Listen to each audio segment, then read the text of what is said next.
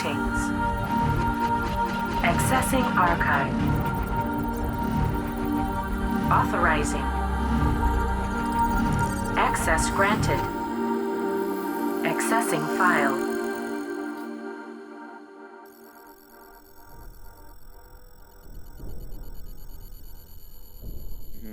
You familiar with Kundalini? I am. Yeah. Yeah. I've actually had a Kundalini awakening years ago. I would love to hear about that. What was this Kundalini awakening experience that you had? Okay, so I was at a music festival, and I had taken a dose of 4-ACO DMT, which I've always had rather profound experiences with, but that's beside the point. So there was this film being showed there called the Template Ceremony of Original Innocence. And it's like this, they market it as this like alchemical ceremony. It's supposed to unlock the 12 circuits of DNA, and once they're unlocked, keep them open. And so it's like this series of prayers that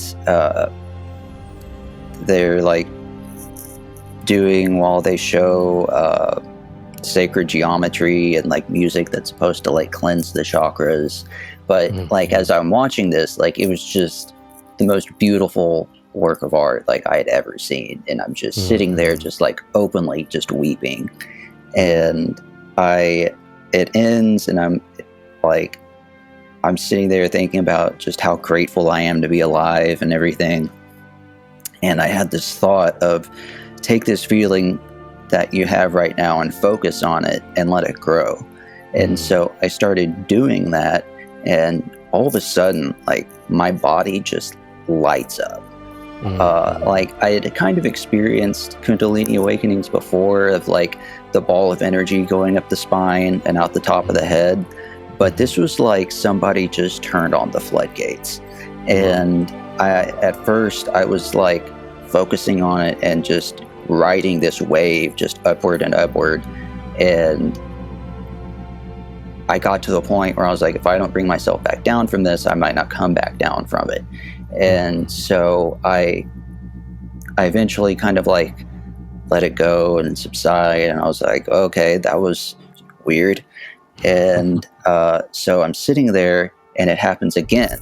And the second time I had absolutely no control of it, and I was just like on the ground screaming, because this was just, it's very pleasurable, but it's very painful too. I mean, you feel like you're on fire. And so eventually it goes away, and people are running up to me like, are you okay? What's going on? And I'm like, I have never been better, despite the fact I'm on the ground screaming. And so after that happened, I knew it was going to happen one more time. And so sure enough, I'm sitting there. A couple of minutes later, it comes back, and this third time was the strongest. And again, I had no control over this. It was very intense. But yeah, it came and went, and that was the second major mystical experience I've had in my life. Wow. What that, you said it was 4-ACO DMT? Yes. Is that taken orally? Yes. Okay, so it has a longer duration then. Yeah, it lasts something like 4 to 8 hours. Got it. Okay. And it's supposed to be like a synthetic mushroom trip, but I've found it to be completely different than mushrooms personally. Totally. Wow, yeah, that's powerful, and I believe that, you know, compounds like that have been around and been creating Kundalini awakening for a long time. I do believe it's possible without the psychedelics as well, but for most people, they're going to need a hand if they want to experience that. But also, I'll say this isn't something for everyone. I think it takes a particular person with a particular set and setting and set of interests even to be able to have that experience and be able to come back from it and not see negative kind of side effects from it. You know, let it be more of an awakening and an opening and an uplifting and something to spur your curiosity versus like to be afraid of, which I think is very easy to be afraid of experiences like this that are of this intense nature, you know? Oh, absolutely. You know, I wouldn't recommend it for everybody, no. Yeah, exactly.